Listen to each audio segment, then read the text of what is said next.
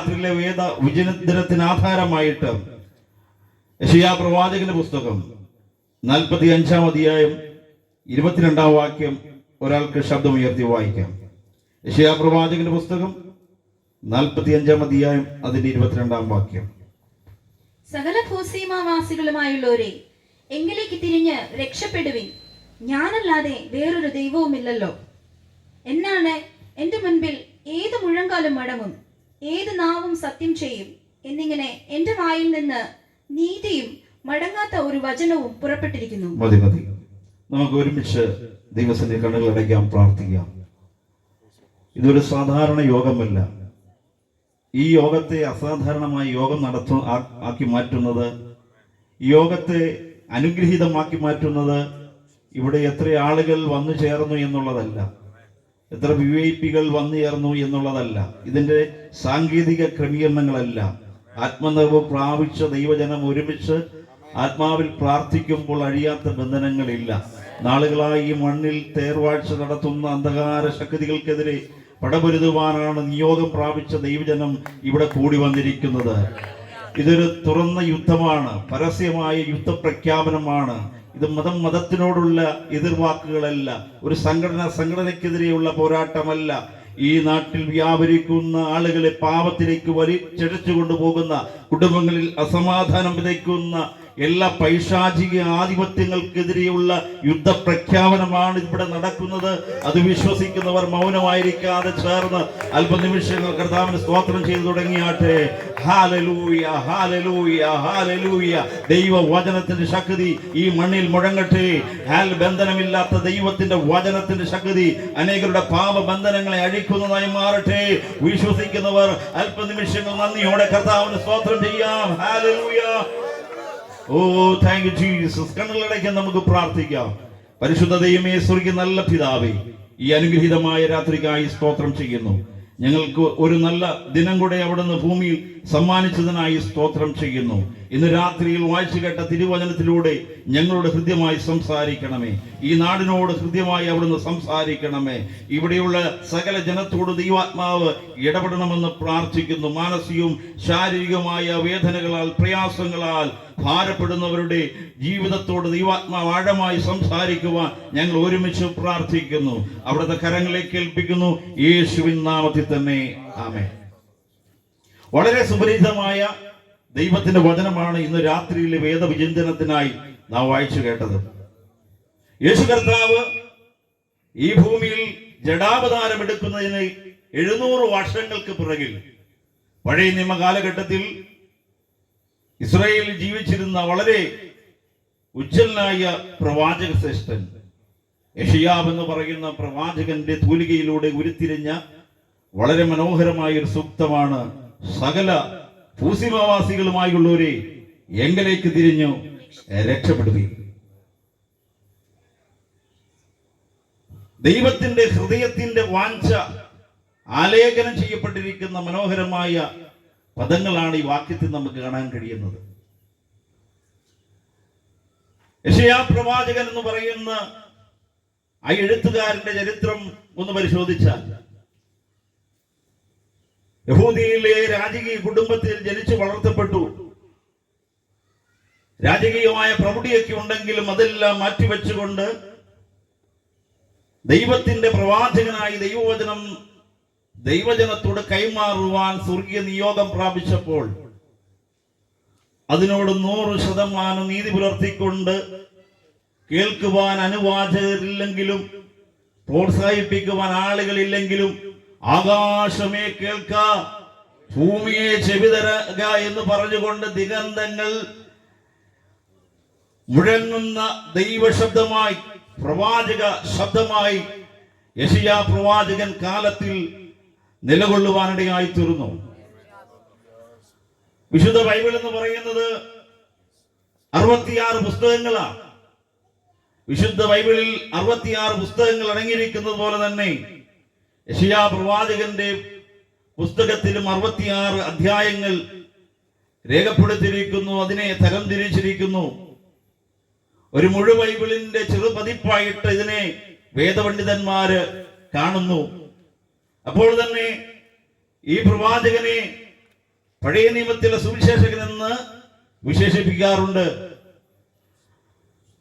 പഴയ നിയമത്തിൽ 39 പുസ്തകങ്ങൾ, പുതിയ നിയമത്തിൽ 27 പുസ്തകങ്ങൾ ഉള്ളതുപോലെ തന്നെ ഈ പ്രവാചകന്റെ എഴുത്തിൽ രേഖപ്പെടുത്തിയിരിക്കുന്ന പ്രഥമ 39 അധ്യായങ്ങളിൽ കാണുന്ന പ്രധാന സന്ദേശം എന്ന് പറയുന്നത് ദൈവത്തിൽ നിന്ന് അകന്നുപോയ ദൈവജനത്തെ മടക്കി വരുത്തുക, മനം തിരിക്കുക എന്നുള്ള ദൗത്യമാണ്. അവരെ രക്ഷിക്കുവാൻ രക്ഷകനായി ക്രിസ്തു ജനിക്കുമെന്നുള്ള ശക്തമായ പ്രവചനത്തിന് ദൂത് കൈമാറിക്കൊണ്ട് അവരെ മടക്കി വരുത്തുവാനുള്ള തന്റെ ഹൃദയത്തിലെ വാഞ്ച വളരെ ശ്രദ്ധേയമാണ്. 40 മുതൽ 66 വരെയുള്ള അധ്യായങ്ങളിൽ നാം പരിശോധിക്കുമ്പോൾ യേശു ക്രിസ്തുവിന്റെ ജഡാവതാരവും യേശുവിന്റെ പരസ്യ ശുശ്രൂഷയിലൂടെ യഹൂദ സമൂഹം മാത്രമല്ല മുഴുവൻ മാനവരാശിയും രക്ഷിക്കപ്പെടുന്നതിന്റെ, വീണ്ടെടുക്കപ്പെടുന്നതിന്റെ, യഥാസ്ഥാപനം പ്രാപിക്കുന്നതിന്റെ വളരെ സുന്ദരമായ വാഗ്മയ ചിത്രമാണ് തുടർന്നുള്ള അധ്യായങ്ങളിൽ നമുക്ക് കാണാൻ കഴിയുന്നത്. പ്രിയമുള്ളവരെ, ഈ എഴുത്തുകാരനെ കുറിച്ച് ചരിത്രകാരന്മാർ പറയുന്നത് ഇദ്ദേഹം ഇത്ര ശക്തമായി പ്രവചിച്ചിട്ടും യേശു ക്രിസ്തുവിന് 7 നൂറ്റാണ്ടുകൾക്ക് പുറകിൽ ക്രിസ്തുവിന്റെ ജീവിതത്തെക്കുറിച്ച് വളരെ വ്യക്തമായി കാലത്തോട് പ്രതിപാദിച്ചിട്ടും അതിനർഹമായിട്ടുള്ള അഭിനന്ദനത്തിന്റെ പൂഞ്ചെട്ടൊന്നും ആ മനുഷ്യന് ലഭിച്ചില്ല, ഒരു പ്രോത്സാഹനവും ലഭിച്ചില്ല. മനശ്ശെ എന്ന് പറയുന്ന രാജാവിന്റെ കാലഘട്ടത്തിൽ ഈർച്ചവാളാൽ താൻ കൊല്ലപ്പെട്ടു എന്നാണ് ചരിത്രം പറയുന്നത്. ഇവിടെ നിൽക്കുന്ന ദൈവത്തിന്റെ ജനമേ, ദൈവം നമ്മെ ഏൽപ്പിച്ചിരിക്കുന്ന ദൗത്യങ്ങളുണ്ട്. ഈ GMA എന്ന് പറയുന്ന മഹത്തായ പ്രസ്ഥാനം, ഇവിടെയുള്ള IPC കാദേശ് ദൈവസഭയൊക്കെ നിലകൊള്ളുന്നത് ദൈവവചനത്തിന് വേണ്ടിയാണ്. ഈ കാലഘട്ടത്തിൽ ദൈവവചനത്തിന് വേണ്ടി നിലകൊള്ളുക എന്നുള്ളതാണ് ദൈവം നമ്മെ ഫലമേൽപ്പിച്ചിരിക്കുന്ന ഏറ്റവും വലിയ ദൗത്യം. ദൈവനാമത്തിന് വേണ്ടി നാം നെഞ്ചും നെറ്റിയും കൊടുക്കുമ്പോൾ, ദൈവനാമത്തിന് വേണ്ടി നാം നിലകൊള്ളുമ്പോൾ ഒരുപക്ഷെ വേണ്ട വിധത്തിൽ ആളുകൾ നമ്മെ കണ്ടില്ലെന്ന് വരും. പക്ഷേ നമ്മെ ഏൽപ്പിച്ച ദൈവവചനത്തോട് നാം നീതി പുലർത്തിയാൽ നമ്മളുടെ ലോകത്ത് പരക്കെ അറിയപ്പെടുന്ന സുവിശേഷം അത് കാലത്തിന് അതീതമാണ്. നാം മാറിപ്പോയാൽ നമ്മൾ ഉയർത്തിയ സുവിശേഷത്തിന്റെ ചലനങ്ങൾക്ക് മാറ്റമുണ്ടാകുകയില്ല. അത് വ്യക്തികൾക്ക് രൂപാന്തരമായി, ദേശങ്ങൾക്ക് സൗഖ്യമായി വെളിപ്പെടുക തന്നെയും. അത് വിശ്വസിക്കുന്നവർ ചേർന്ന് ദൈവത്തിന് മഹത്വം കൊടുക്കുക. ഹല്ലേലൂയ.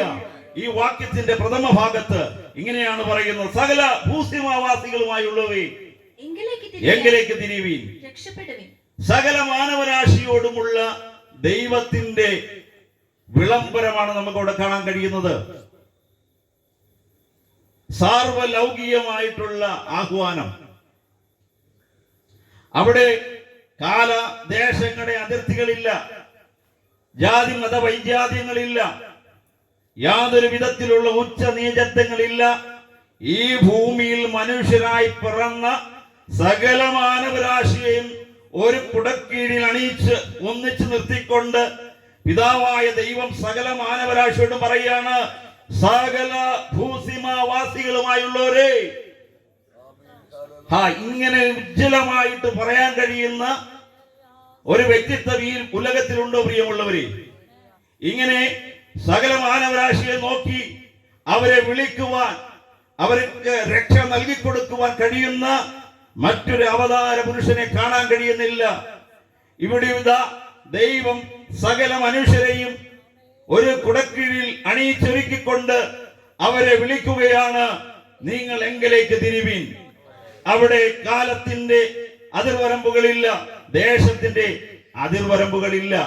പാശ്ചാത്യനെന്നോ പൗരസ്ത്യനെന്നോ ഇന്ത്യക്കാരനെന്നോ മംഗോളിയനെന്നോ ആഫ്രിക്കക്കാരനെന്നോ ഇങ്ങനെയുള്ള യാതൊരു വിധത്തിന്റെ പരിഗണനകളില്ലാതെ സകല മാനവരാശി, ഈ ഭൂതലത്തിലുള്ള സകല ആളുകളെയും ഒരുപോലെ ദൈവം വിളിക്കുകയാ. ഇന്ന് രാത്രിയിൽ ജീവിതത്തിൽ പരാജയപ്പെട്ട് മുമ്പോട്ട് പോകാൻ കഴിയത്തില്ല, എന്നെ സ്നേഹിക്കുവാൻ, എന്നെ പരിഗണിക്കുവാൻ, എന്നെ വിളിക്കുവാൻ, എന്നെ ഒന്നും ചേർത്ത് പിടിക്കുവാൻ ഇവിടെ ആരുമില്ലെന്ന് വിടുമ്പുന്ന ആരെങ്കിലും ഞങ്ങളെ കേൾക്കുന്നുണ്ടെങ്കിൽ, നിന്നെ വിളിക്കുന്ന ഒരു ദൈവത്തെ ഇന്ന് രാത്രി ഞങ്ങൾ പരിചയപ്പെടുത്തുകയാ. ജീവിതത്തിന്റെ പരാജയങ്ങളുടെ നടുവിൽ സമൂഹത്തിന് മുമ്പിൽ ഒരു തീരാ തലവേദനയായി, കളങ്കമായി മാറ്റപ്പെട്ടവരാണ് ഒരു കാലഘട്ടത്തിൽ ഞങ്ങളൊക്കെ. ഞങ്ങളെ പരിഗണിക്കുവാൻ വിളിക്കുവാൻ ഉലകത്തിൽ ആരുമില്ലായിരുന്നു. വീടിനും നാടിനും ഒരു സമാധാനക്കേടായി മുദ്രചാർത്തപ്പെട്ട ഞങ്ങളുടെ ജീവിതത്തെ മാറ്റിമറിച്ചത് ഇവിടെയുള്ള ഒരു ഉന്നതൻ വിളിച്ചത് കൊണ്ടല്ല, ഇവിടെയുള്ള ഉന്നതരായ ആളുകൾ പരിഗണിച്ചത് കൊണ്ടല്ല, സർവശക്തനായ ദൈവം ഞങ്ങളെ വിളിച്ചത് കൊണ്ടാണ്. ഇന്ന് രാത്രിയും പരസ്യമായി ആ ദൈവനാമത്തിന് വേണ്ടി നിൽക്കുന്നു എന്ന് പറയുമ്പോൾ എത്ര പേർക്ക് വിശ്വസിക്കുവാൻ കഴിയും? എത്ര പേർക്ക് അതിനോട് ചേർന്ന് ഹല്ലേലൂയ പറയുവാൻ കഴിയും? നമ്മെ വിളിക്കുന്ന ദൈവം, നമ്മെ വിളിച്ചു ചേർക്കുന്ന ദൈവം. ഹല്ലേലൂയ. അവിടെ മതത്തിന്റെയോ ജാതിയുടെയോ കൊടി കീഴിലല്ല ദൈവം വിളിക്കുന്നത്. ഇസ്ലാമിയനാണെങ്കിലും ക്രൈസ്തവനാണെങ്കിലും ഹിന്ദുവാണെങ്കിലും ജൈനനാണെങ്കിലും സിഖുകാരനാണെങ്കിലും പാഴ്സി മതക്കാരനാണെങ്കിലും ഏതു മത വിഭാഗത്തിൽപ്പെട്ടയാളാണെങ്കിലും ദൈവത്തിന് വിഷയമല്ല. സകല മനുഷ്യർ ഇന്ന് ഈ രാത്രിയിൽ ഈ സന്ദേശം ഞങ്ങൾ പറയാൻ കാരണം എന്താണ്? ഇത് സാർവലൗകിക സന്ദേശമാണ്. സകല മനുഷ്യരോടുമുള്ള ദൈവത്തിന്റെ ഇടപെടലാണ്. ഇതൊരു ജനവിഭാഗങ്ങൾക്ക് വേണ്ടിയാണ് ചിലർ എന്ന് ചിന്തിക്കുന്ന ആളുകളുണ്ട്. ചിലരൊക്കെ പറയും ഇങ്ങനെ മൈക്ക് കെട്ടി തൊണ്ട കീറി പ്രസംഗിക്കേണ്ട കാര്യമുണ്ടോ? ഇവരുടെ ആലയത്തിലൊക്കെ ഈ പ്രാർത്ഥനാ യോഗം നടത്തിയാൽ മതിയില്ലേ എന്ന് ചിന്തിക്കുന്ന ആളുണ്ട്. ആളുകളൊക്കെ എങ്ങനെ സാധാരണ ചിന്തിക്കുവാൻ സാധ്യതയുണ്ട്.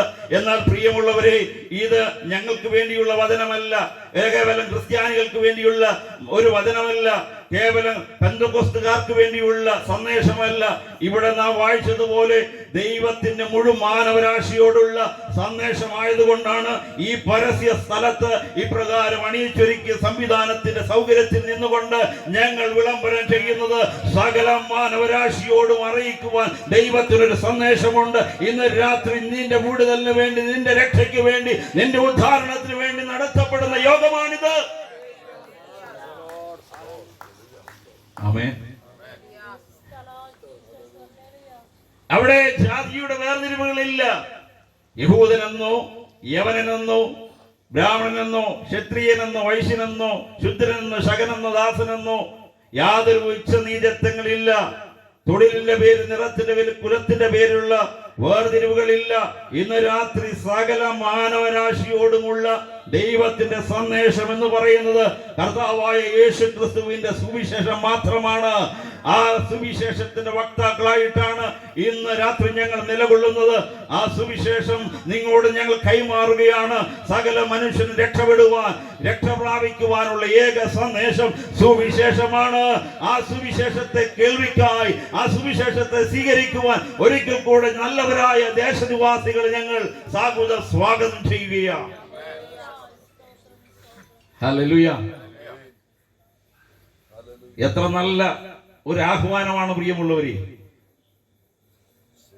സകല മനുഷ്യരെയും ഒരുപോലെ വിളിക്കുന്ന ദൈവം, സകല മനുഷ്യരെയും ഒരുപോലെ സ്നേഹിക്കുന്ന ദൈവം, മാധവനെയും മുഹമ്മദിനെയും മത്തായിയെയും എല്ലാം ഒരുപോലെ സ്നേഹിക്കുന്ന ഒരു ദൈവത്തെയാണ് ഇന്ന് രാത്രി ഞങ്ങൾ പരിചയപ്പെടുത്തുന്നത്. ഹല്ലേലൂയ. ആ ദൈവം നമ്മുടെ സൃഷ്ടിതാവാണ്.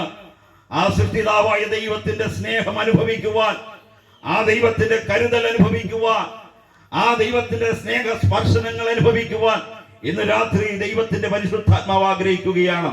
അതുകൊണ്ടാണ് ഇപ്രകാരം ഒരു സുവിശേഷ മഹായോഗം ഈ മണ്ണിൽ ഒരിക്കൽ കൂടെ ഇവിടെ ചെയ്യുവാൻ ദൈവം കൃപ നൽകിയത്. സകല ഭൂസീമാവാസികളുമായുള്ളവരെ എങ്കിലേക്ക് തിരിഞ്ഞ് രക്ഷ പ്രാപിപ്പി. എന്തിനു വേണ്ടിയാണ് ദൈവം വിളിക്കുന്നത്? ഏതെങ്കിലും ഭൗതിക നേട്ടങ്ങൾ വെട്ടിപ്പിടിക്കുവാനാണോ? ഈ ഭൂമിയിലെ വസ്തുവകൾ വെട്ടിപ്പിടിക്കുവാനാണോ? പണസമ്പാദനത്തിന് വേണ്ടിയാണോ? മക്കളെ കെട്ടിക്കുവാൻ വേണ്ടിയാണോ? ജീവിതത്തിന്റെ ഉന്നതമായ പദവികൾ നേടിയെടുക്കുവാൻ വേണ്ടിയുള്ള വിളിയാണോ, ആഹ്വാനമാണോ? ഇനി ദൈവം തന്നെ ആരാധിക്കുവാൻ, തന്നെ സ്തുതിക്കുവാൻ, തന്റെ നാമത്തെ ഉയർത്തുവാൻ വേണ്ടി നമ്മെ വിളിക്കുന്ന വിളിയാണോ എന്ന് നാം ഒന്ന് പരിശോധിക്കാം. അങ്ങനെ ഒന്നുമല്ല. ദൈവത്തിന് ഒരു നേട്ടവും അതിൻ്റെ അകത്തില്ല. ഈ വിളിക്കാത്ത ദൈവത്തിന് ഒരു നേട്ടവുമില്ല. അവിടെ നമുക്ക് കാണാൻ കഴിയുന്നു, ദൈവം വിളിക്കുന്നത് തന്റെ സൃഷ്ടികളായ മനുഷ്യന്റെ രക്ഷയ്ക്ക് വേണ്ടിയാ. സർവശക്തനായ ദൈവത്തിന്റെ കരപല്ലവങ്ങളാൽ മെനയപ്പെട്ടവനാണ് മനുഷ്യൻ. ആ മനുഷ്യൻ ദൈവത്തോട് പാപം ചെയ്ത് ദൈവ തേജസ് നഷ്ടമാക്കി ദൈവത്തിൽ നിന്ന് അകന്നു പോയപ്പോൾ അവനിലെ പാപത്തെ മാറ്റി അവന്റെ ആത്മരക്ഷയെ കരഗതമാക്കിക്കൊണ്ട് തിരികെ ദൈവസന്നിധിയിലേക്ക് മടക്കി വരുത്തുവാനുള്ള ദൈവത്തിന്റെ ഹൃദയത്തിന്റെ വായ്പാണ് നമുക്ക് ഈ ആഹ്വാനത്തിൽ കാണാൻ കഴിയുന്നത്. പ്രിയമുള്ളവരെ, ഇന്ന് രാത്രിയിലും ഈ സന്ദേശം കേൾക്കുന്ന ആരെങ്കിലും പാപബന്ധനങ്ങളിൽ ഭാരപ്പെട്ട് ജീവിതത്തിൽ മുമ്പോട്ട് പോകാൻ കഴിയാതെ എന്ത് ചെയ്യണമെന്ന് അറിയാതെ നെട്ടോട്ടം ഓടുന്നു എങ്കിൽ നിന്റെ രക്ഷയ്ക്ക് വേണ്ടി ദൈവം ഇതാ ഒരു പദ്ധതി ഒരുക്കിയിരിക്കുന്നു. ആ പദ്ധതി പ്രാപിക്കുവാൻ മുതൽ മുടക്കേണ്ട കാര്യമില്ല. 5 നയാ പൈസ മുടക്കേണ്ട, സൗജന്യമായി നിന്നെ രക്ഷിക്കുവാൻ കഴിവുള്ള സർവശക്തനായ ദൈവം ഇന്ന് രാത്രി പരസ്യമായി ഈ ഉച്ചഭാഷണിയിലൂടെ നമ്മെ വിളിക്കുകയാണ്, ഈ ദേശത്തെ വിളിക്കുകയാണ്. ആര് ദൈവ ശബ്ദം കേൾക്കുന്നുവോ അവരെ രക്ഷിക്കുവാൻ ഇന്ന് രാത്രിയിലും ദൈവം സർവശക്തനാണ്. ഹല്ലേലൂയ. അപ്പോൾ മനുഷ്യന്റെ അടിസ്ഥാന പ്രശ്നം, ഏറ്റവും വലിയ പ്രശ്നത്തെ നോക്കിക്കൊണ്ടാണ് ദൈവം വിളിക്കുന്നത്. സകല ഭൂസിമാവാസികളുമായുള്ളവേ, എങ്കിലേക്ക് തിരിഞ്ഞ് രക്ഷ പ്രാപിക്കുവിൻ. രക്ഷ പ്രാപിക്കുവാൻ വേണ്ടി മനുഷ്യൻ നെട്ടോട്ടമോടുന്ന ഒരു കാലഘട്ടത്തിലാണ് നമ്മൾ ജീവിക്കുന്നത്. പാപത്തിൽ നിന്ന് വിടുതൽ പ്രാപിക്കുവാൻ പലവിധമായ കർമ്മകാണ്ഡങ്ങൾ, ആചാരങ്ങൾ, അനുഷ്ഠാനങ്ങൾ, അർപ്പണങ്ങൾ, തർപ്പണങ്ങൾ, തീർത്ഥാടനങ്ങളൊക്കെ നടത്തി ജീവിതത്തിൽ രക്ഷപ്പെടുവാൻ കഴിയാതെ പകച്ചു നിൽക്കുന്ന എത്രയോ ആളുകളെ നമുക്ക് കാണാൻ കഴിയുന്നുണ്ട്. എന്നാൽ ഇന്ന് രാത്രിയിൽ ജീവിതത്തിൽ യാതൊരു ചെലവുകളുമില്ലാതെ ഈ ദൈവശബ്ദം കേൾക്കുന്ന ആരെങ്കിലും ഇന്ന് രാത്രിയിൽ ആ രക്ഷകനെ ആവശ്യമുണ്ടെങ്കിൽ, ഒന്ന് മനം തിരിയുവാൻ തയ്യാറാകുന്നുവെങ്കിൽ ഇന്ന് രാത്രി ആ രക്ഷയുടെ പെട്ടകത്തിലേക്ക് നിന്നെ വലിച്ചെടുപ്പിക്കുവാൻ കരുത്തുള്ള കരങ്ങളുമായി ദൈവത്തിന്റെ സാന്നിധ്യം ഇവിടെ ഇറങ്ങി വന്നിട്ടുണ്ട്. അപ്പോൾ ദൈവം വിളിക്കുന്നത് ആത്മരക്ഷയ്ക്ക് വേണ്ടിയാ, ഏറ്റവും മൂല്യമുള്ള ഒരു കാര്യത്തിന് വേണ്ടിയാ. ദൈവത്തിന്റെ ഹൃദയം നാം മനസ്സിലാക്കിയ ദൈവം ഏറ്റവും വില കൂടിയത് സൗജന്യമായിട്ട് കൊടുക്കുന്ന ദൈവമാണ്. ഏറ്റവും വില കൂടിയത് സൗജന്യമായിട്ടാണ് ദൈവം കൊടുക്കുന്നത്. പക്ഷെ നമ്മൾ അങ്ങനെയല്ല, വില കൂടിയത് ഏറ്റവും വിലയ്ക്ക് കൊടുക്കാനാണ് നമ്മൾ ആഗ്രഹിക്കുന്നത്. ഉദാഹരണമായിട്ട് പറഞ്ഞാൽ, നമ്മൾ ഇപ്പോൾ ഇവിടെ ഇരിക്കുന്ന ഈ രാത്രി ഇവിടെ ആയിരിക്കുമ്പോൾ നമ്മളെല്ലാം പ്രാണവായു, ഓക്സിജൻ ശ്വസിച്ചുകൊണ്ടായിരിക്കുന്നത്. ആരെങ്കിലും 5 പൈസ കൊടുക്കുന്നുണ്ടോ? ദൈവത്തിന്റെ ദാനമാണ്. ജനിച്ച സമയം തൊട്ട് ഇന്ന് 50 വയസ്സാണ്, 60 വയസ്സാണ്, 70 വർഷം ആയെങ്കിൽ ഇത്രയും വർഷങ്ങൾ എന്ത് ചെയ്യുക? ഇത് ശ്വസിച്ചുകൊണ്ടിരിക്കുക.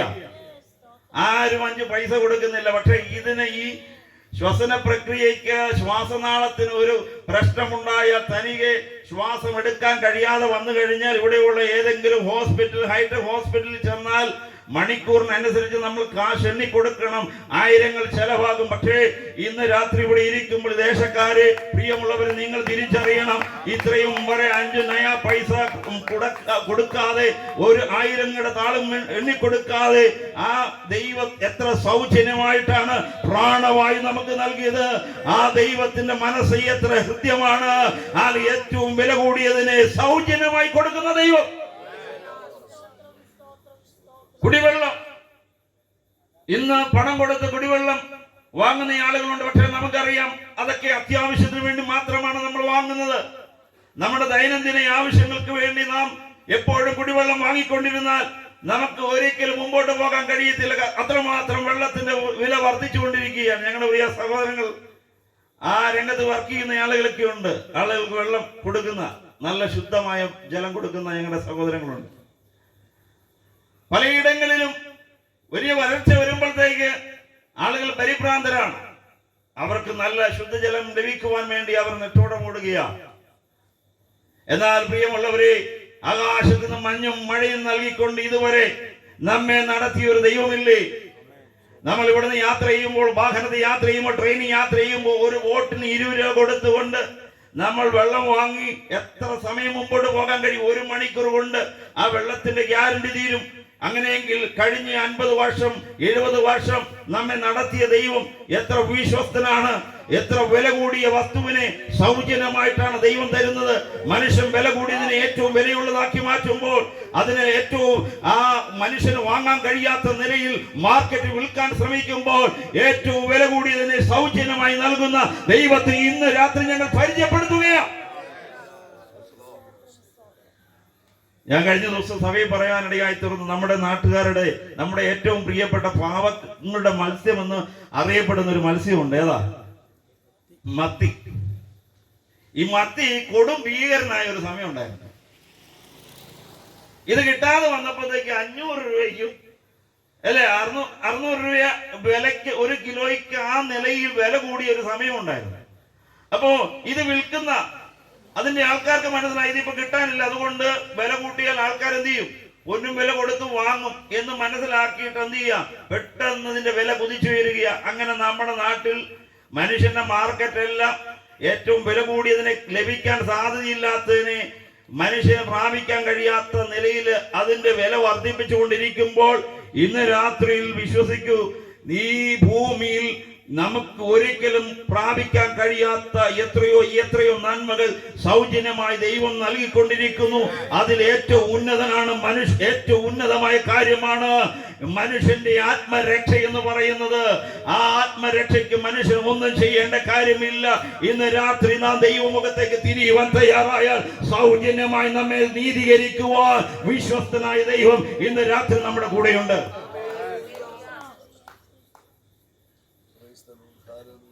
സകല ഭൂസിമാവാസികളുമായുള്ളവരെ എങ്കിലേക്ക് തിരിഞ്ഞ് രക്ഷ പ്രാപിപ്പീൻ. എന്താണ് രക്ഷ ഇത്ര വലുതായി കാണുവാൻ കാരണം? ബൈബിളിൽ പല ഭാഗങ്ങളിൽ കാണാൻ കഴിയുന്നുണ്ട്. ഇത് നിത്യരക്ഷയാണ്, ഇത് ഇത്ര വലിയ രക്ഷയാണ്. ആ രക്ഷയുടെ മഹാത്മ്യത്തെ കുറിച്ച് പല നിലകളിൽ വിശുദ്ധ ബൈബിൾ പഠിപ്പിക്കുന്നുണ്ട്.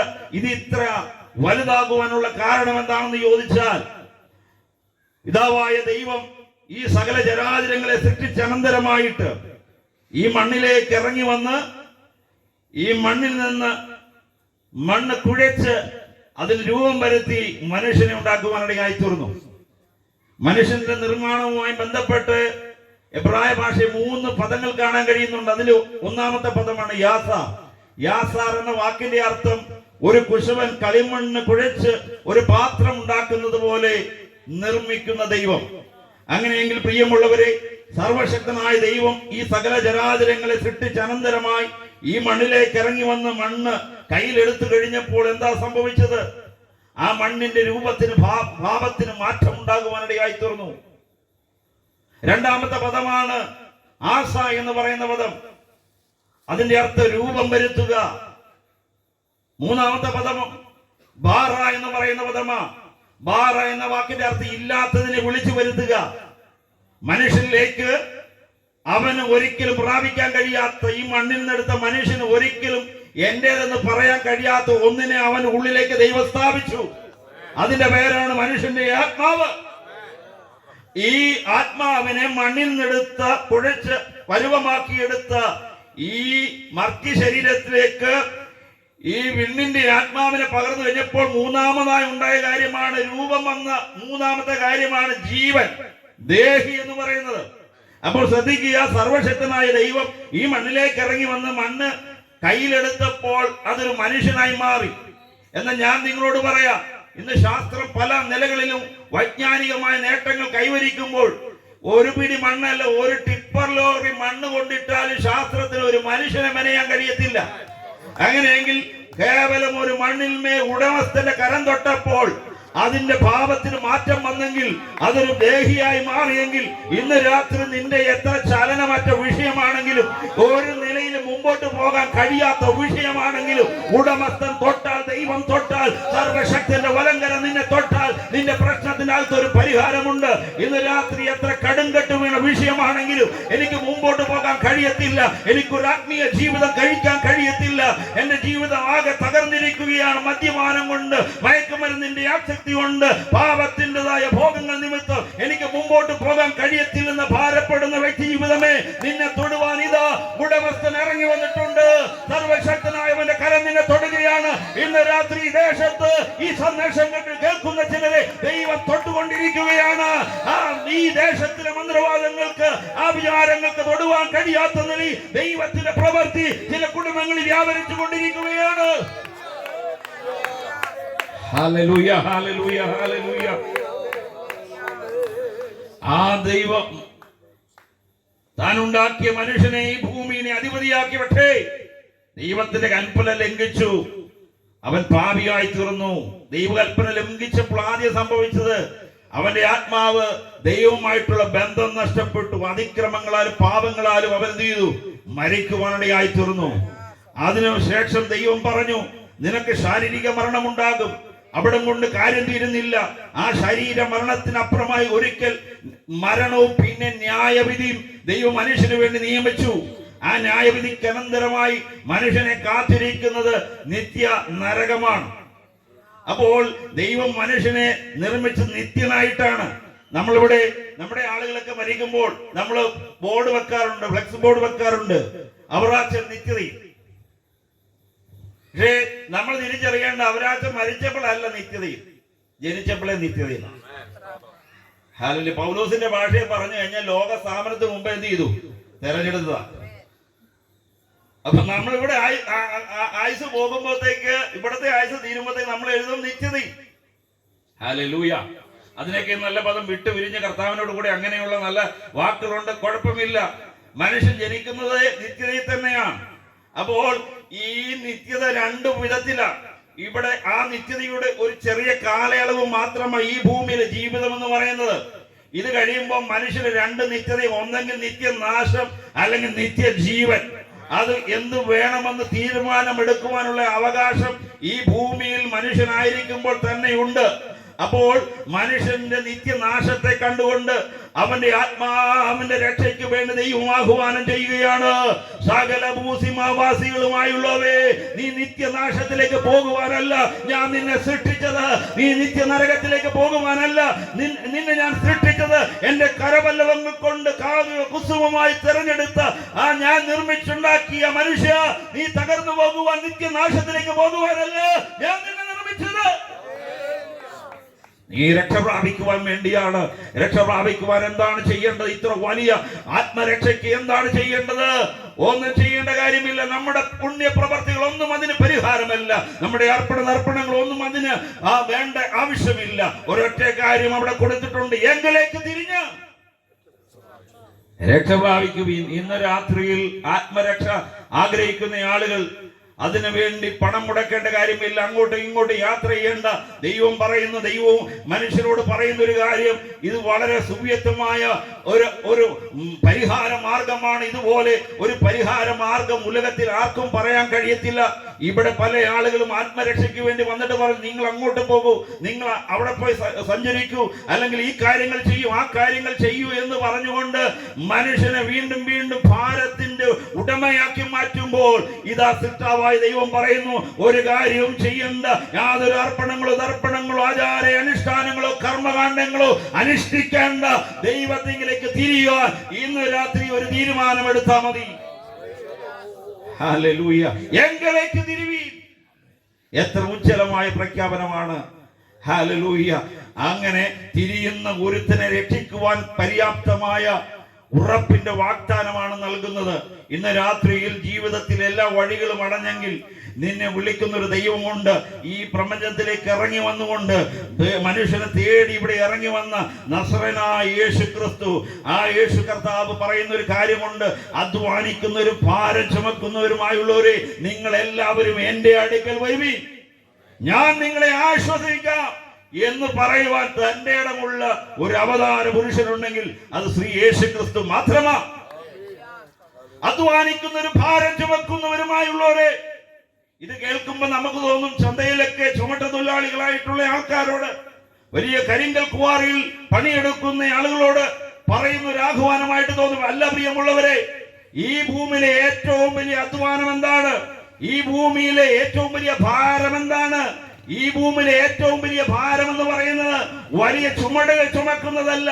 ഇവിടെ ഒളിമ്പിക്സിലൊക്കെ ഭാരോദ്വഹൻ എന്ന് പറയുന്ന ഒരു മത്സര ഇനമുണ്ട്, വലിയ ഭാരങ്ങൾ ചുമക്കുക. അങ്ങനെ ഭാരം ചുമക്കുന്ന ആളുകളെ അല്ല ഇവിടെ ദൈവം അഭിസംബോധന ചെയ്യുന്നത്. ദൈവം അഭിസംബോധന ചെയ്യുന്നത് ഈ ഭൂമിയിലെ മനുഷ്യന്റെ ഏറ്റവും വലിയ ഭാരം എന്ന് പറയുന്നത് പാപത്തിന്റെ ഭാരമാണ്. ഈ പാപത്തിന്റെ ഭാരം നിമിത്തം എത്രയോ കുടുംബങ്ങൾ ആത്മഹത്യ ചെയ്യുന്നു. ഈ പാപത്തിന്റെ ഭാരം ഇറക്കി വെക്കുവാൻ കഴിയാതെ എത്രയോ പേർ തകർന്ന് തരിപ്പണമായി കൊണ്ടിരിക്കുന്നു.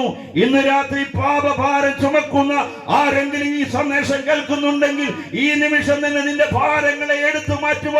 ഇതാ ലോകത്തിന്റെ പകല പാപത്തെ ചുമന്നൊഴിക്കുന്ന ഒരു ദൈവ കുഞ്ഞാട് ഞങ്ങളെ പരിചയപ്പെടുത്തുകയാണ്. നിന്റെ സകല പാപത്തിന്റെ ഭാരത്തെ ചുമന്നൊഴിക്കുക. സ്വർഗം വിട്ട് ഈ അവനിയിൽ അവതരിച്ച കർത്താവായ യേശുക്രിസ്തുവിനെ വിശ്വസിക്കുവാൻ തയ്യാറായാൽ ഇന്ന് രാത്രി ചില പാപത്തിന്റെ ഭാരങ്ങൾ എഴിഞ്ഞു മാറുകയാണ്. ഈ ഭൂമിയിലെ ഏറ്റവും വലിയ അധ്വാനം എന്ന് പറയുന്നത് ആത്മരക്ഷയ്ക്ക് വേണ്ടിയുള്ള അധ്വാനങ്ങളാണ്. നമുക്കറിയാം എത്രയോ കയറ്റ ഇറക്കങ്ങൾ, അർപ്പണങ്ങൾ, വഴിപാടുകൾ, ആചാര അനുഷ്ഠാനങ്ങളൊക്കെ മനുഷ്യൻ ചെയ്ത് പരാജയപ്പെടുമ്പോൾ ഇന്ന് രാത്രി ദൈവം പറയും, നീ ഒരു അധ്വാനം കഴിക്കണ്ട, നിനക്ക് വേണ്ടി സ്വർഗം വിട്ട് താണഭൂമിയിലേക്ക് ഇറങ്ങി വന്നു, എങ്കിലേക്ക് തിരിഞ്ഞ് രക്ഷ പ്രാപിക്കുവിൻ എന്ന് പറഞ്ഞുകൊണ്ട് നമ്മുടെ പാപങ്ങൾക്ക് വേണ്ടി മരിക്കുവാൻ തയ്യാറായ ഒരുവനെ ഞങ്ങൾ ഈ മണ്ണിൽ പരിചയപ്പെടുത്തുകയാണ്. അത് മറ്റാരുമല്ല, കാലത്തിന്റെ കതിരവനായ സകല മാനവരാശിയുടെ പാപത്തിന് വിമോചനായ കർത്താവായ യേശുക്രിസ്തു മാത്രമാണ്. അതുകൊണ്ട് ഞങ്ങൾ പറയുന്നു, മറ്റൊരുത്തരിൽ രക്ഷയില്ല. നാം രക്ഷിക്കപ്പെടുവാൻ ആകാശത്തിന് കീഴിൽ മനുഷ്യരുടെ ഇടയിൽ നൽകപ്പെട്ട ഏകനാമം യേശുക്രിസ്തു എന്ന നാമം. ഹല്ലേലൂയ. ഇന്ന് രാത്രി ആ നാമത്തെ ഉൾക്കൊള്ളുവാൻ എത്ര പേർ തയ്യാറാകുന്നു? ഈ വിശുദ്ധ ബൈബിൾ പറയുന്നു, ഞാനല്ലാതെ ഒരു ദൈവമില്ല. തൊട്ടുമുകളിലത്തെ വാക്യത്തിൽ പറയും, ഞാനല്ലാതെ ഒരു രക്ഷകനില്ല. അപ്പോൾ സകല ഭൂസീമാവാസികളുമായുള്ളവരെ ജാതി മത വർണ്ണ വർഗ വ്യത്യാസം കൂടാതെ ഇന്ന് രാത്രി നോക്കുവാൻ ഒരിടമുണ്ട്. അത് മറ്റൊന്നുമല്ല, കർത്താവായ യേശു ക്രിസ്തുവാണ്. ആ യേശു കർത്താവ് ഈ ഭൂമിയിലേക്ക് വന്നത് എന്തിനു വേണ്ടിയാണ്? നമ്മെ രക്ഷിക്കുവാൻ വേണ്ടിയാണ്, നമ്മുടെ ആത്മരക്ഷയ്ക്ക് വേണ്ടിയാണ്. നമ്മുടെ ആത്മരക്ഷയ്ക്ക് മറ്റൊരു മാർഗവും ഇവിടെ ഇല്ലായിരുന്നു. നമ്മുടെ കർമ്മങ്ങളെല്ലാം പരാജയപ്പെട്ടപ്പോൾ, നമ്മുടെ യാഗങ്ങളും യജ്ഞങ്ങളും എല്ലാം പരാജയപ്പെട്ടപ്പോൾ, നമ്മെ രക്ഷിക്കുവാൻ ഈ ഉലകത്തിൽ ആരുമില്ലാതിരുന്നപ്പോ സൃഷ്ടിതാവായ ദൈവം തന്നെ സൃഷ്ടികളായ നമ്മെ രക്ഷിക്കുവാൻ ഈ ഭൂമിയിലേക്ക് അവതരിക്കുവാനിടയായി തീർന്നു. ഇന്ന് രാത്രി ഈ സന്ദേശം കേൾക്കുമ്പോൾ ജീവിതത്തിൽ ഏതെങ്കിലും നിലകളിൽ തകർച്ചയിലൂടെ, വേദനയിലൂടെ, നൊമ്പരത്തിലൂടെ കടന്നു പോകുന്ന ആരെങ്കിലും ഞങ്ങളെ കേൾക്കുന്നുണ്ടെങ്കിൽ ഒരൽപ്പ സമാധാനത്തിന് വേണ്ടി, സന്തോഷത്തിന് വേണ്ടി മദ്യവും മയക്കുമരുന്നുമൊക്കെ ഉപയോഗിച്ച് ജീവിതം തകർന്നവരായി ഈ സന്ദേശം കേൾക്കുന്ന ആരെങ്കിലും ഈ ദേശത്തുണ്ടെങ്കിൽ ഇന്ന് രാത്രി നിന്നെ സ്നേഹിക്കുന്ന ഒരു ദൈവമുണ്ട്. ഹല്ലേലൂയ. ഇവിടെ കർത്താവിന്റെ ദാസനെ ഓർപ്പിച്ചു, സുവിശേഷം എന്ന് പറയുന്നത് സുവാർത്തയാണ്. ഇവിടെ ലോകത്തിൽ ഒത്തിരി വാർത്തകളുണ്ട്. ചിലത് നമ്മെ വേദനിപ്പിക്കുന്ന വാർത്തകളാണ്, ചിലത് നല്ല വാർത്തകളാകാം എന്ന് മനുഷ്യന് തോന്നാം. പക്ഷേ വളരെ വ്യക്തമായി നാം പഠിച്ചാൽ എല്ലാ മനുഷ്യരെയും, ലോകത്തിലുള്ള സകല മനുഷ്യർക്കും നൽകപ്പെട്ടിരിക്കുന്ന ഏറ്റവും സുന്ദരമായ വാർത്ത എന്ന് പറയുന്നത് കർത്താവായ യേശു ക്രിസ്തുവാകുന്ന സുവിശേഷമാണ്. ഹല്ലേലൂയ. അപ്പൊ ഈ സുവിശേഷം എങ്ങനെ സുവാർത്തയായി മാറുന്നത് എന്ന് ചോദിച്ചു കഴിഞ്ഞാൽ നമുക്കറിയാം, ഇവിടെ ബുദ്ധൻ ജനിച്ചിട്ടുണ്ട്, അതൊരു വാർത്തയാണ്. ജൈനൻ ജനിച്ചു, അതൊരു വാർത്തയാണ്. മറ്റൊത്തിരി ആളുകൾ ഇവിടെ ജനിച്ചിട്ടുണ്ട്, അതെല്ലാം വാർത്തയാണ്. യേശുക്രിസ്തു ജനിച്ചത് വാർത്തയാണ്. യേശുക്രിസ്തു ജനിച്ചു, ജീവിച്ചു, മരിച്ചു, ഉയർത്തെഴുന്നേറ്റതൊരു വാർത്തയാണ്. പക്ഷേ അതൊരു സുവാർത്തയായി മാറുന്നത് എന്താണെന്ന് ചോദിച്ചാൽ, യേശു ജനിച്ചത് എനിക്ക് വേണ്ടിയാണെന്ന്, യേശു ജീവിച്ചത് എനിക്ക് വേണ്ടിയാണെന്ന്, യേശു മരിച്ചത് എന്റെ പാപങ്ങൾക്ക് വേണ്ടിയാണെന്നും, അവിടുന്ന് മരിച്ചടക്കപ്പെട്ട് ഉയർത്തെഴുന്നേറ്റ് ഇന്നും ജീവിക്കുന്നത് എനിക്ക് വേണ്ടിയാണെന്നും, ആ യേശു കർത്താവ് എന്നെ ചേർക്കാൻ വേഗം മടങ്ങി വരാൻ പോകുകയാണെന്ന് ഒരുവൻ വിശ്വസിക്കുമ്പോഴാണ് അതൊരു സുവാർത്തയായി, ഗുഡ് ന്യൂസ് ആയി മാറുന്നത്. ഇന്ന് രാത്രിയിൽ യേശു ക്രിസ്തുവിനെ കുറിച്ചുള്ള വർത്തമാനം ഞങ്ങൾ പങ്കുവെക്കുന്നു. ഒരു കാലഘട്ടത്തിൽ ഈ വർത്തമാനം കേട്ടപ്പോൾ ഞങ്ങളുടെ ഹൃദയത്തോട് ദൈവാത്മാവ് ഇടപെട്ടപ്പോൾ, ആ യേശുവിനെ സ്വീകരിച്ചപ്പോൾ ഇത് ഞങ്ങൾക്ക് ഗുഡ് ന്യൂസ് ആയി മാറിയെങ്കിൽ ഇന്ന് രാത്രിയിൽ പല വാർത്തകൾ കേട്ട് ജീവിതത്തിന്റെ സങ്കീർണമായ പ്രശ്നങ്ങളുടെ നടുവിൽ എന്തു ചെയ്യണമെന്നറിയാതെ ഭാരപ്പെട്ടിരിക്കുന്ന പ്രിയ സുഹൃത്തേ, മാതാവേ, പിതാവേ, നിന്നെ രക്ഷിക്കുന്ന യേശുവിനെ ഇന്ന് രാത്രിയിൽ സ്വീകരിക്കുമ്പോൾ ആ വാർത്ത ഒരു സുവാർത്തയായി മാറുകയാണ്. അത് നിന്റെ കുടുംബത്തിന് രക്ഷയായി മാറുകയാണ്, തലമുറയ്ക്ക് അനുഗ്രഹമായി മാറുകയാണ്. ഹല്ലേലൂയ. സകല ഭൂസിമാവാസികളുമായുള്ളവേ, എങ്കിലേക്ക് തിരിഞ്ഞ് രക്ഷപ്പെടുകയും. എത്ര വലിയ ഉറപ്പാണ്. ഹല്ലേലൂയ. ലോകത്തിൽ ആർക്കും പറയാൻ കഴിയത്തില്ല, ഇത്ര വലിയ പ്രതീക്ഷ ആർക്കും തരാൻ കഴിയത്തില്ല. ഹല്ലേലൂയ. ഇന്ന് രാത്രിയിൽ ആ ദൈവമുഖത്തേക്കൊന്ന് തിരിയുവാൻ എത്ര പേർക്ക് താല്പര്യമുണ്ട്? സമയം പരിമിതമായതുകൊണ്ട് വേഗത്തിൽ വാക്കുകൾ ചുരുക്കുകയാണ്. കർത്താവ് പറഞ്ഞ മനോഹരമായ ഒരു ഉപമയുണ്ട് ലൂക്കോസിന്റെ സുവിശേഷത്തിൽ. അപ്പന്റെ ഇളയ മകൻ അപ്പന്റെ സമ്പാദ്യമെല്ലാം വാങ്ങിച്ചെടുത്തുകൊണ്ട് ദൂരദേശത്തേക്ക് പോയി. എല്ലാം തകർന്നവനായി, ഒരിക്കലും ചെയ്യുവാൻ അവർ മടിക്കുന്ന ഒരു ജോലി അവൻ ചെയ്യുവാനിടയായി തീർന്നു. അതിന് തക്ക വേതനമൊന്നും ലഭിച്ചില്ല, വേദന മാത്രമേ ലഭിച്ചുള്ളൂ. പന്നികളെ മേയിക്കുന്ന ആ ജോലി അപ്പന്റെ ഇളയ മകൻ ചെയ്യുകയാണ്. അവിടെ കിടന്നപ്പോൾ അവനൊരു ജീവിതത്തിൽ മനംതിരിവുണ്ടായി.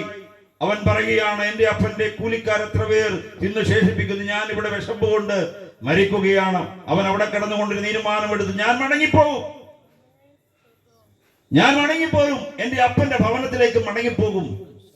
പ്രിയമുള്ളവർ, ഇതാണ് മാനസാന്തരം. ദൈവത്തിങ്കിലേക്ക് തിരിയുക. Turn to God. ദൈവത്തിങ്കിലേക്ക് തിരിയുക. ഇന്ന് രാത്രി ആരെങ്കിലും മാനസാന്തരപ്പെടുവാൻ താല്പര്യമുണ്ടോ? ജീവിതം തകർന്നവരായി പല വഴിയിലേക്ക് നടന്നു നീങ്ങിയിട്ടും, പല വാതിലുകൾ മുട്ടിയിട്ടും, പലതിലേക്ക് തിരിഞ്ഞിട്ട് രക്ഷപ്പെടുവാൻ കഴിയാതെ തകർച്ചയിലായിരിക്കുന്ന ആരെങ്കിലും ഞങ്ങളെ ശ്രദ്ധിക്കുന്നുണ്ടെങ്കിൽ ഇന്ന് രാത്രി അപ്പന്റെ ഇളയ മകൻ ദൈവത്തെങ്കിലേക്ക് തിരിഞ്ഞതുപോലെ, അപ്പന്റെ ഭവനത്തിലേക്ക് തിരിഞ്ഞതുപോലെ ഇന്ന് രാത്രി ഒന്ന് മനം തിരിയുവാൻ തയ്യാറാകുന്നുവെങ്കിൽ നിന്റെ ജീവിതത്തിന്റെ ചരിത്രത്തെ ദൈവം മാറ്റാൻ പോവുകയാ. ഹല്ലേലൂയ. അവൻ മനം തിരിഞ്ഞു എന്ന് മാത്രമല്ല, അവിടെ ഇരുന്നില്ല. പിന്നെ അല്ലേ, ഇന്ന് പല ആൾക്കാരും എന്ത് ചെയ്യും? മനം തിരിയാറുണ്ടെങ്കിൽ അവിടെ തന്നെ അങ്ങ് ഇരിക്കുകയാണ്. ഓരോ ദിവസവും മനം തിരിയുകയാണ്, പക്ഷെ അവിടെ ഒന്നും മാറുന്നില്ല. ഹല്ലേലൂയ. അവിടെ ഇരുന്നു കൊണ്ട് ഉപവസിക്കുന്ന ധ്യാനങ്ങൾ നടത്തുന്നു. ചില ആളുകൾ പറയുന്നു, ആ നിൽക്കുന്നിടത്ത് തന്നെ നിന്നാ മതി എന്ന് പറഞ്ഞുകൊണ്ട് ആളുകളെ തെറ്റിദ്ധരിപ്പിക്കുന്ന ആളുകളുണ്ട്. പ്രിയമുള്ളവരെ, ഇന്ന് രാത്രി നീ നിൽക്കുന്ന സ്ഥലം ശരിയല്ലെങ്കിൽ, നീ നിൽക്കുന്ന സ്ഥാനം ശരിയല്ലെങ്കിൽ, നിൽക്കുന്ന സ്ഥാനത്തല്ല നിൽക്കേണ്ടടത്തേക്ക് പോകണം, നിൽക്കേണ്ട ഇടത്തേക്ക് സഞ്ചരിക്കണം. ഇന്ന് രാത്രി ദൈവം നിന്നെ സ്വാഗതം ചെയ്യുക. അപ്പന്റെ ഭവനം നിന്നെ സ്വാഗതം ചെയ്യുക. ഈ രാത്രിയിലെ സുവിശേഷ മഹായോഗം ചിലരെ അപ്പന്റെ ഭവനത്തിലേക്ക് ചേർത്ത് പിടിക്കുന്ന ദിവസമായി മാറുകയാണ്. എത്ര പേർക്ക് സമാധാനമില്ലാതെ, സന്തോഷമില്ലാതെ, ജീവിതം പരാജയപ്പെട്ടവരായി ഇനി മുമ്പോട്ട് പോകാൻ കഴിയത്തില്ലെന്ന് ഭാരപ്പെടുന്ന പ്രിയപ്പെട്ടവരെ, ഇന്ന് രാത്രി നിങ്ങളെ സ്നേഹിക്കുന്ന ഒരു അപ്പൻ നിങ്ങളെ സ്വാഗതം ചെയ്യുകയാണ്. ആ ഭവനത്തിലേക്കൊന്ന് നടന്നു വരുവാൻ താല്പര്യമുണ്ടോ? ഇന്ന് രാത്രി തീരുമാനമെടുക്കുന്നുവെങ്കിൽ നിന്നെ ആശ്ലേഷിക്കുവാൻ സ്നേഹത്തിന്റെ കരങ്ങളുമായി അപ്പൻ ഇതാ നിന്റെ അരിയിലേക്ക് ഇറങ്ങി വരികയാണ്. ഈ ലോകത്തിലെ സ്നേഹങ്ങളെല്ലാം മാറിപ്പോകും. പ്രതികൂലങ്ങൾ, പ്രതിസന്ധികൾ വരുമ്പോൾ, പോക്കറ്റിലെ പണം നഷ്ടമാകുമ്പോൾ, ജീവിതത്തിൽ പ്രശ്നങ്ങൾ വരുമ്പോൾ നമ്മെ കൈവടിയുന്ന കൈവേപ്പില പോലെ നമ്മെ വലിച്ചെറിയുന്ന ഒരു ലോകത്തിൽ നമ്മൾ ജീവിക്കുന്നത്. എന്നാൽ ഇന്ന് രാത്രിയിൽ ആരെല്ലാം നമ്മെ കൈവടിഞ്ഞാലും ഉപേക്ഷിച്ചാലും നമ്മെ ചേർത്ത് പിടിക്കുന്ന ഒരു നല്ല ദൈവം, ആ ദൈവം പറയുന്ന സകല ഭൂസിമാവാസികളുമായുള്ളവേ, നിങ്ങൾ എങ്കിലേക്ക് തിരിവി, ഞാൻ നിങ്ങളെ രക്ഷിക്കുന്ന ദൈവമാണ്. ഇന്ന് രാത്രി ആ ദൈവത്തിങ്കിലേക്ക് തിരിയുവാൻ, രക്ഷ പ്രാപിക്കുവാൻ എത്ര പേർക്ക് താല്പര്യമുണ്ട്? ഹല്ലേലൂയ. നമ്മുടെ രക്ഷയ്ക്ക് വേണ്ടി സ്വർഗം വിട്ട് താണഭൂമിയിലേക്ക് ഇറങ്ങി വന്ന് ഈ ഭൂമി ജനിച്ച് ജീവിച്ച് പാരങ്ങും നന്മ ചെയ്തുകൊണ്ട് സകല പാപികളുടെയും രക്ഷയ്ക്ക് വേണ്ടി പാരിനും പരത്തിനും മധ്യേ പരമയാഗമായി തീർന്ന ഒരുവൻ, നമ്മുടെ രക്ഷയ്ക്ക് വേണ്ടി കണ്ടാൽ ആളല്ല എന്ന് തോന്നുമാറ് കാൽവരി ക്രൂശിൽ വിരൂപമാക്കപ്പെട്ട ക്രിസ്തു, അവിടുത്തെ പുറമെല്ലാം ഉഴവജാൽ പോലെ മെതിക്കപ്പെട്ടു. ആ ശിരസിൽ മുൾക്കിരീടം ആഞ്ഞടിക്കപ്പെട്ടു. ആ യേശു ക്രിസ്തുവിന്റെ പരമയാഗം എന്തിനു വേണ്ടിയായിരുന്നു? അവിടുത്തെ തിരുരക്തം ചൊരിയപ്പെട്ടത് എന്തിനു വേണ്ടിയായിരുന്നു? നമ്മുടെ രക്ഷയ്ക്ക് വേണ്ടിയാണ്. ഈ ദേശത്തെ പ്രിയപ്പെട്ടവരെ, ഈ സന്ദേശം കേൾക്കുമ്പോൾ ഒന്ന് മനം തിരിയുവാൻ താല്പര്യമുണ്ടോ? എന്റെ രക്ഷയ്ക്ക് വേണ്ടി അബാധ ചുടുനില മരിഞ്ഞവനായി എനിക്ക് വേണ്ടി തകർക്കപ്പെട്ട എന്റെ പാപത്തിന് പരിഹാരത്തിന് വേണ്ടി ഞാൻ മരിക്കേണ്ട സ്ഥാനത്ത് എനിക്ക് വേണ്ടി മരിച്ച രക്ഷകനായ യേശുവേ, എന്റെ ഹൃദയത്തിലേക്ക് വരണമേ, എന്റെ ഹൃദയത്തിലേക്ക് വരണമേ. ഇന്ന് രാത്രി ആരെങ്കിലും പ്രാർത്ഥിക്കുവാൻ തയ്യാറാകുന്നുവോ? ജീവിതത്തിൽ രക്ഷപ്പെടുവാൻ പല വഴികൾ, പല മാധ്യമങ്ങൾ അന്വേഷിച്ചിട്ട് രക്ഷപ്പെടുവാൻ കഴിയാതെ നിരാശയിലാണ്ട് കിടക്കുന്ന ചില വ്യക്തികളെ, കുടുംബങ്ങളെ ദൈവം കാണുകയാണ്. ഇന്ന് രാത്രി ആ ഹൃദയം തുറക്ക്, ആ മനസ്സ് തുറക്ക്. യേശുവേ, എന്റെ ഉള്ളത്തിലേക്ക് വരണമേ എന്ന് ആത്മാർത്ഥമായി ഒന്ന് പ്രാർത്ഥിക്കുവാൻ കഴിയുമോ? എന്നെ സ്നേഹിക്കുവാൻ, എന്നെ കരുതുവാൻ, ഒരു നല്ല വാക്ക് പറയുവാൻ ഈ ഉലകത്തിൽ ആരുമില്ലെന്ന് വിതുമ്പുന്ന പ്രിയപ്പെട്ടവരോട് ദൈവം ഇടപെടുകയാണ്. യേശു ക്രിസ്തു ഈ ഭൂമി വന്ന് പറന്ന് നിനക്ക് വേണ്ടിയാ. യേശു ജീവിച്ചത് നിനക്ക് വേണ്ടിയാ. ഇതാ കാൽവറിയുടെ ഉന്നതങ്ങളിൽ ആ കൈകാലുകൾ ആണിപ്പാടിനായി ഏൽപ്പിച്ചു കൊടുക്കുന്നത് നമ്മെ വിടുവിക്കുവാൻ വേണ്ടിയാണ്, താങ്കളെ വിടുവിക്കുവാൻ വേണ്ടിയാണ്. ആ യേശുവിനെ സ്വീകരിക്കുവാൻ നിങ്ങൾക്ക് താല്പര്യമുണ്ടോ? അവിടുന്ന് ഒരു മതത്തിന്റെ ദൈവമല്ല, അവിടുന്ന് ഒരു സംഘടനയുടെ വക്താവല്ല. മുഴുവൻ മാനവരാശിയുടെ പാപത്തിന്റെ രക്ഷകനാണ്. അവിടുന്ന് ഏക രക്ഷകനാണ്, ഏക മധ്യസ്ഥനാണ്, അവിടുന്ന് ഏക കർത്താവാണ്. ഇന്ന് രാത്രി ആ യേശുവിനെ കർത്താവായി സ്വീകരിക്കുവാൻ രക്ഷപ്പെടാനുള്ള ഏക മാർഗം എന്റെ രക്ഷകനായ യേശുവിനെ കർത്താവായി എന്റെ ഹൃദയത്തിൽ സ്വീകരിക്കുക എന്നുള്ളതാണ്. വേറെ ഒരു മാർഗമില്ല, മറ്റൊരുത്തിനും രക്ഷയില്ല, മറ്റൊരിടത്തും രക്ഷയില്ല. ഏക രക്ഷാമാർഗം യേശു ക്രിസ്തു എന്ന മാർഗം. ആ ഹൃദയം യേശുവിനായി സമർപ്പിക്കുവാൻ എത്ര പേർക്ക് താല്പര്യമുണ്ട്? ആ ഉള്ളങ്ങൾ തുറന്ന കർത്താവിനെ സ്തുതിക്കുക. Hallelujah, hallelujah, hallelujah. എല്ലാ കണ്ണുകളും ദൈവത്തിൽ അടഞ്ഞാട്ടെ. ഓ ഹല്ലേലൂയ. ഇന്ന് രാത്രി എന്റെ ഉള്ളത്തിലേക്ക് കർത്താവ് വരണമേ, എന്നെ രക്ഷിക്കണമേ, എന്റെ പാപഭാരത്തെ നീക്കണമേ, എന്നെ ഒരു പുതിയ മനുഷ്യനാക്കി തീർക്കണമേ എന്ന് ആഗ്രഹിക്കുന്നു. യേശു നിങ്ങളുടെ ഉൾത്തടത്തിലേക്ക് വരികയാണ്. കാൽവരി മലമേ നോക്കു നീ, കാൽവരി മലമേൽ നോക്കു നീ, കാൽകരം ചേർന്നിതാ ആണിയേൽക്കുന്നു, കാൽകരം ചേർന്നിതാ ആണിമേൽ തൂങ്ങുന്നു. രക്ഷിതാവിനെ കാണുവാവീ, രക്ഷിതാവിനെ കാണുവാവീ.